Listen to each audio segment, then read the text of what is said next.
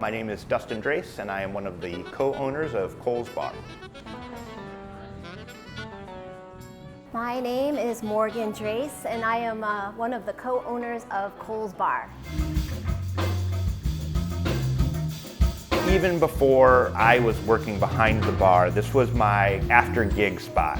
I'd get to see a bunch of bands that were playing at house venue shows all around the city. I would come see them play shows here. I got to play shows here. I got to play records here. It's a cheers. It's a, everybody knows your name. You come in, you're gonna run into at least 10 people you know.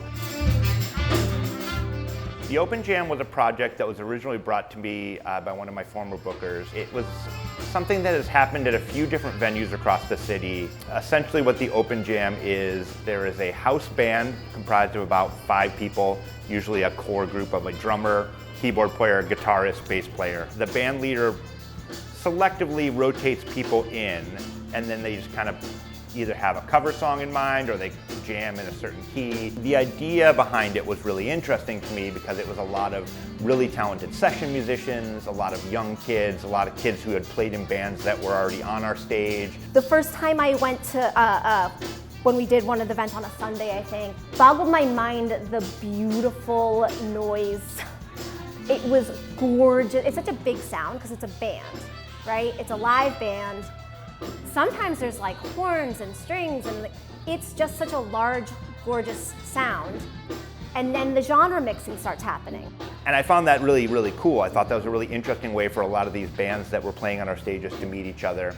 And I knew that some of the other venues that they were playing at, they were struggling to find an audience, they were struggling to find ways to make it work financially.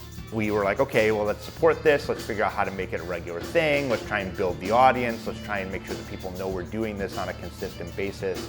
And just make sure that the artists felt that they were able to develop a following and get people to show up. There's a way to do this, but it would take time. It's gonna take time. The hard reality is that you can't build consistency.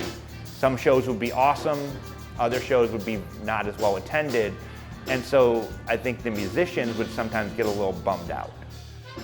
With the Music in Action grant, we're able to give them a consistent draw. Also, I think it just is nice for them knowing that it's a consistent and supported event, and it's not just a one-off where you're gonna have, say, a percentage of bar sales, and you never know what that's gonna end up being. And what we're really hoping is by doing this consistently for an entire year, that this becomes a spot where everybody knows, like, every first and third Monday, you can show up to Cole's and it's gonna be a jam. And the more that builds, it's always gonna be awesome. That's consistency. That's every other Monday. It has to happen, but that takes money and that takes time, and thank God for this grant. You just gotta get in people's diet. Like, it's Monday. Do you think, you like live music, right? You like, and it's like, what genre?